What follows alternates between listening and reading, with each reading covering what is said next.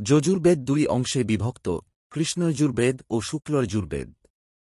কৃষ্ণযজুর্বেদ তৈত্তিরীয় সংহিতা নামে এবং শুক্ল যজুর্বেদ বাৎসনেয়ী সংহিতা নামে অভিহিত হয়। যজুর্বেদের বহু শাখা ছিল বলিয়া প্রচার আছে। পতঞ্জলির মহাভাষ্যে ১০০ শাখার এবং শৌনকের চরণবুহে ৮৬ শাখার উল্লেখ আছে। আমরা এক্ষণে ৩টি শাখার মাত্র পরিচয় পাই।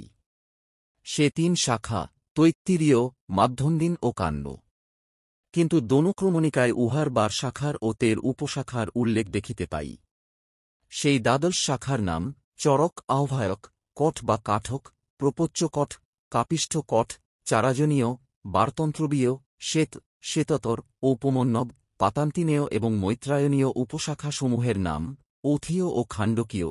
চরক শাখার অন্তর্গত মানব, বারাহ, ছাগলে, হারদ্রবীয়, শ্যামায়নীয় ও দুন্দুভ মৈত্রায়নীয় শাখার অন্তর্গত। মন্ত্রভাগ ও ব্রাহ্মণভাগ লইয়া যজুর্মন্ত্রের সংখ্যা ১৮,০০০। মন্ত্রভাগ তৈত্তিরীয় সংহিতা নামে পরিচিত।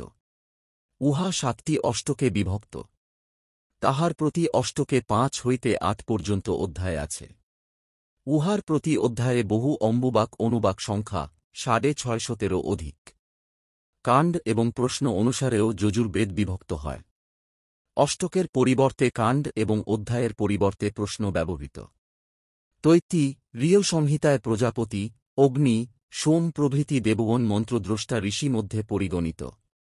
রাজসূয়, অশ্বমেধ, জ্যোতিষ্ঠোম প্রভৃতি যজ্ঞের বিবরণ উহাতে বিবৃত আছে। কৃষ্ণ যজুর্বেদের ৪খানি ব্রাহ্মণ গ্রন্থ আছে। তৈত্তিরীয় ব্রাহ্মণ, বল্লভী ব্রাহ্মণ, সত্যায়নী ব্রাহ্মণ ও মৈত্রায়নী ব্রাহ্মণ। ইহার আরণ্যকের নাম তৈত্তিরীয় আরণ্যক। উহা ১০ কাণ্ডে বিভক্ত। তৈত্তিরীয় ব্রাহ্মণের শেষ অংশই তৈত্তিরীয় আরণ্যক নামে পরিচিত।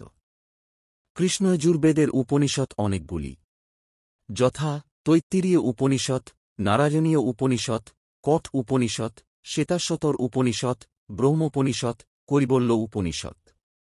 ইহার মধ্যে তৈত্তিরীয় আরণ্যকের ৭ম, ৮ম ও ৯ম কাণ্ড তৈত্তিরীয় উপনিষৎ নামে